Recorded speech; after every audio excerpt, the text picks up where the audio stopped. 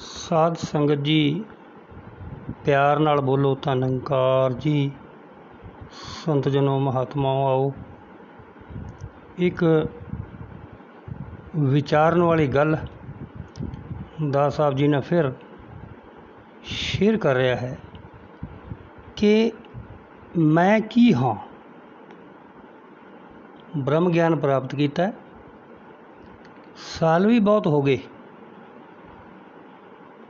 ਔਰ ਬਹੁਤ ਸਾਰੇ ਮਹਾਂਪੁਰਸ਼ਾਂ ਨਾਲ ਮੇਲ ਮਿਲਾਪ ਵਾਸਤਾ, ਸਤਸੰਗ 'ਤੇ ਆਉਣ ਜਾਣ ਵੀ ਬਹੁਤ ਹੈ। ਫਿਰ ਵੀ ਸਤਸੰਗ ਜੀ, ਚਾਹੇ ਅਸੀਂ ਉਹਨਾਂ ਨੂੰ ਐਬ ਕਹਿ ਲਈਏ ਜਾਂ ਗੁਣ ਕਹਿ ਲਈਏ ਜਾਂ ਕਮੀਆਂ ਕਹਿ ਲਈਏ, ਅਗਰ ਮੈਂ ਉਸ ਢੰਗ ਨਾਲ ਚੱਲਦਾ ਹਾਂ ਅਤੇ ਫਿਰ ਵਿਚਾਰਨਾ ਹੈ ਕਿ ਮੈਂ ਕੀ ਹਾਂ। ਦਾਸ ਨੂੰ ਅਕਸਰ ਹੀ, ਆਪ ਜੀ ਨੂੰ ਵੀ, ਹਰ ਗੁਰਸਿੱਖ ਨੂੰ ਇਹ ਜ਼ਿੰਦਗੀ ਦੇ ਵਿੱਚ ਚੱਲਦੇ ਹਾਂ ਅਤੇ ਇਹ ਗੱਲਾਂ ਸਾਹਮਣੇ ਆਉਂਦੀਆਂ ਨੇ ਕਿ ਮੈਂ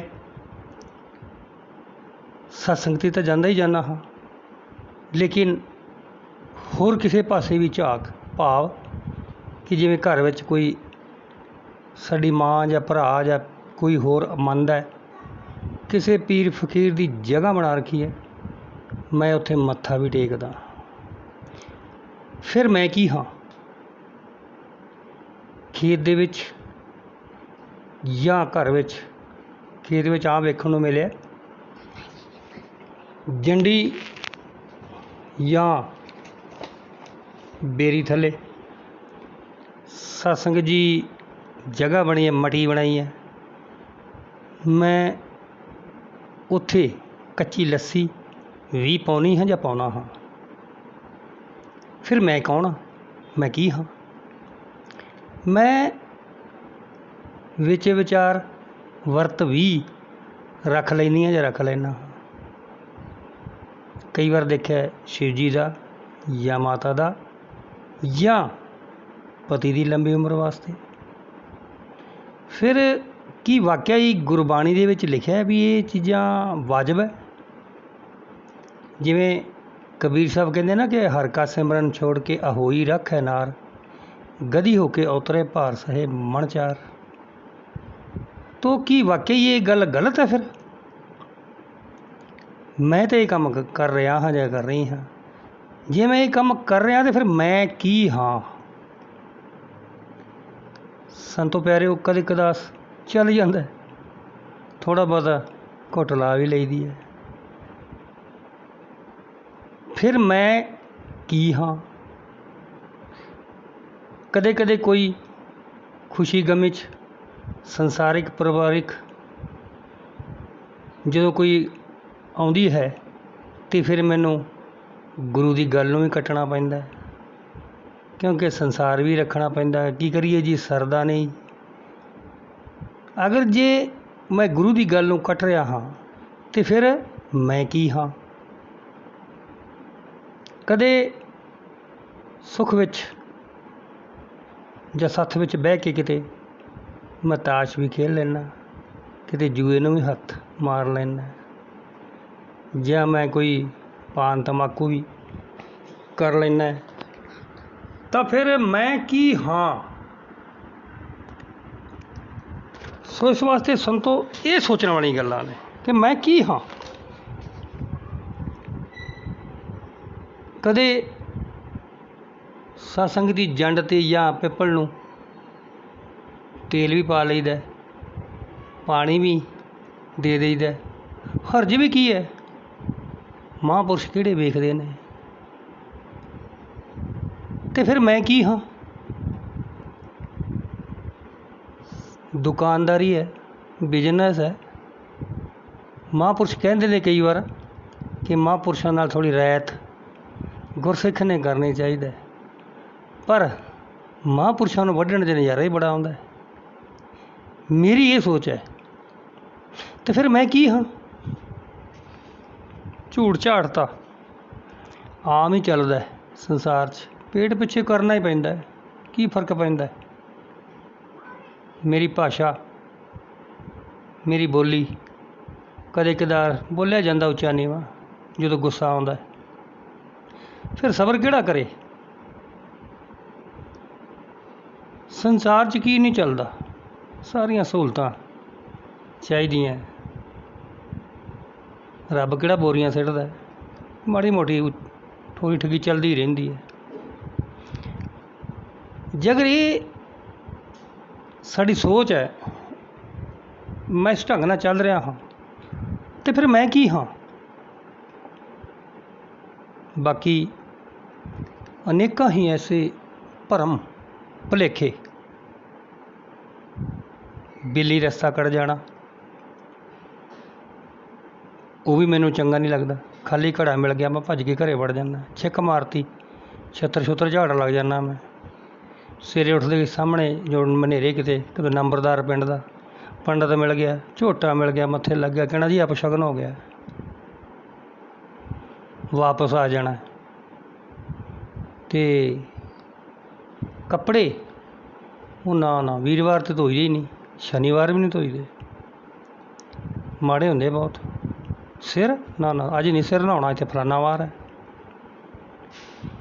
ਇਹ ਸਾਰੇ ਭਰਮ ਭੁਲੇਖੇ ਦੇਖੋ ਜੀ ਸੰਸਾਰ ਵਿੱਚ ਚੱਲਦਾ ਹੀ ਆ। ਸਾਡੇ ਬਜ਼ੁਰਗ ਕਿਆ ਕਰਦੇ ਸੀ? ਜੇ ਹੋ ਰਿਹਾ ਤਾਂ ਫਿਰ ਮੈਂ ਕੀ ਹਾਂ?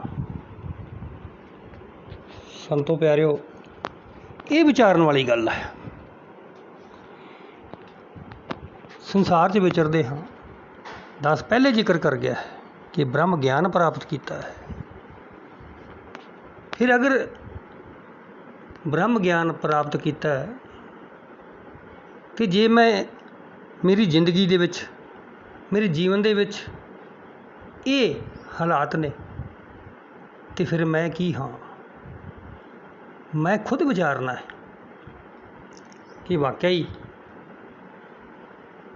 ਬ੍ਰਹਮ ਗਿਆਨ ਲੈ ਕੇ ਰੱਬੀ ਭਗਤ, ਰੱਬੀ ਵਲੀ ਅਵਤਾਰ ਇਹ ਵਾਕਈ ਇਹਨਾਂ ਚੀਜ਼ਾਂ ਦੀ ਇਜਾਜ਼ਤ ਦਿੰਦੇ ਨੇ? ਇਹ ਜਿੰਨੇ ਵੀ ਐਬ ਹੈ ਜਾਂ ਇਹ ਭਰਮ ਭੁਲੇਖੇ ਹੈ ਜਾਂ ਇਹ ਬਿਮਾਰੀਆਂ ਨੇ, ਜੇ ਮੇਰੇ ਅੰਦਰ ਹੈ ਤਾਂ ਫਿਰ ਮੈਂ ਵਿਚਾਰਨਾ ਹੈ ਕਿ ਮੈਂ ਵਾਕਈ ਮੈਂ ਮਹਾਂਪੁਰਸ਼ ਹਾਂ, ਮੈਂ ਨਿਰੰਕਾਰੀ ਹਾਂ, ਮੈਂ ਸੰਤ ਹਾਂ, ਮੈਂ ਮਹਾਤਮਾ ਹਾਂ, ਮੈਂ ਇਹਨਾਂ ਜਿਹੜੇ ਇਹ ਮੋਹਰਾਂ ਨੇ ਇਹਨਾਂ ਦੇ ਹੱਕਦਾਰ ਹਾਂ। ਬਸ ਇਹ ਵਿਚਾਰਨਾ ਹੈ ਕਿ ਬ੍ਰਹਮ ਗਿਆਨ ਲੈ ਕੇ ਜੋ ਬ੍ਰਹਮ ਗਿਆਨੀ ਹੈ, ਜੋ ਮਹਾਤਮਾ ਹੈ ਜਾਂ ਮਹਾਂਪੁਰਸ਼ ਹੈ ਜਾਂ ਨਿਰੰਕਾਰੀ ਹੈ, ਉਹਦਾ ਜੀਵਨ ਵਿੱਚ ਇਹ ਗੁਣ ਜਿਹੜੇ ਐਬ ਜਿਹੜੇ ਹੈ ਇਹ ਜ਼ਰੂਰੀ ਹੈ ਜਾਂ ਇਹ ਹੈਗੇ ਤਾਂ ਫਿਰ ਉਹ ਗੁਰਸਿੱਖ ਹੈ, ਉਹ ਮਹਾਤਮਾ ਹੈ, ਉਹ ਮਹਾਂਪੁਰਸ਼ ਹੈ। ਇਹ ਮੈਂ ਵਿਚਾਰਨਾ ਹੈ ਕਿ ਮੈਂ ਇੰਨੇ ਇਹ ਐਬ ਗੁਨਾਹ ਲੈ ਕੇ ਇਹ ਕਰਮ ਕਰ ਰਿਹਾ ਹਾਂ। ਮੇਰਾ ਜੀਵਨ ਐਸਾ ਹੈ ਕਿ ਦੂਜੇ ਪਾਸੇ ਮੈਂ ਕਹਿੰਦਾ ਕਿ ਮੈਂ ਗਿਆਨ ਲਿਆ, ਮੈਂ ਮਹਾਂਪੁਰਸ਼ ਹਾਂ। ਇਸ ਵਾਸਤੇ ਸੰਤੋ, ਗੁਰਮੁਖੋ, ਮਹਾਤਮਾਓ, ਦਾਸ ਆਪ ਜੀ ਨਾਲ ਇਹ ਵਿਚਾਰ ਸਾਂਝੇ ਕਰ ਰਿਹਾ ਕਿ ਮੈਂ ਵਿਚਾਰਨਾ ਹੈ ਕਿ ਫਿਰ ਮੈਂ ਕਿੱਥੇ ਖੜ੍ਹਾ ਹਾਂ, ਮੈਂ ਕਿੱਥੋਂ ਤੱਕ ਸਹੀ ਹਾਂ ਜਾਂ ਗਲਤ ਹਾਂ। ਮੈਂ ਹੀ ਵਿਚਾਰਨਾ ਹੈ ਨਾ। ਲੋਕ ਮੈਨੂੰ ਕੀ ਸਮਝਣਗੇ, ਸੰਸਾਰ ਕੀ ਸਮਝੂਗਾ? ਗੁਰੂ 'ਤੇ ਜਿਹੜਾ ਸਮਝਦਾ ਤਾਂ ਸਮਝਦਾ ਹੀ ਹੈ, ਉਹ ਤਾਂ ਫਿਰ ਹੈ ਹੀ ਕਿ ਸਾਚਾ ਸਤਿਗੁਰੂ ਕਿਆ ਕਰੇ ਜਬ ਸਿੱਖਣ ਮੇਂ ਹੀ ਚੂਕ। ਇਸ ਵਾਸਤੇ ਸੰਤੋ, ਗੁਰਮੁਖੋ, ਮਹਾਤਮਾਓ, ਅਸੀਂ ਸੱਚਾ ਸੁੱਚਾ ਬ੍ਰਹਮ ਗਿਆਨ ਲਿਆ ਹੈ, ਪ੍ਰਾਪਤ ਕੀਤਾ ਹੈ। ਅਸੀਂ ਆਪਣੇ ਆਪ ਨੂੰ ਕਹਿੰਦੇ ਹਾਂ ਵੀ ਸਭ ਤੋਂ ਸ੍ਰੇਸ਼ਟ ਗਿਆਨ ਹੈ ਸਾਡੇ ਕੋਲ। ਸਤਿਗੁਰੂ ਨੇ ਕਿਰਪਾ ਕਰਤੀ, ਭਰਮਾਂ ਤੋਂ ਕੱਢਤਾ, ਭੁਲੇਖਿਆਂ 'ਚੋਂ ਕੱਢਤਾ, ਬਿਲਕੁਲ ਸਾਦਗੀ ਵਾਲਾ ਜੀਵਨ ਬਤੀਤ ਕਰ ਰਹੇ ਹਾਂ ਜਾਂ ਸੱਚੇ ਪਾਤਸ਼ਾਹ ਨੇ ਕਰਤਾ। ਅਤੇ ਫਿਰ ਜਿੰਨੇ ਵੀ ਇਹ ਗੱਲਾਂ ਨੇ ਵਿੱਚ ਕਿਉਂ ਹੈ ਜੀਵਨ ਦੇ? ਅਗਰ ਇਹ ਹੈ ਤਾਂ ਫਿਰ ਅਸੀਂ ਕੀ ਸਿੱਖਿਆ ਸਾਰੀ ਉਮਰ?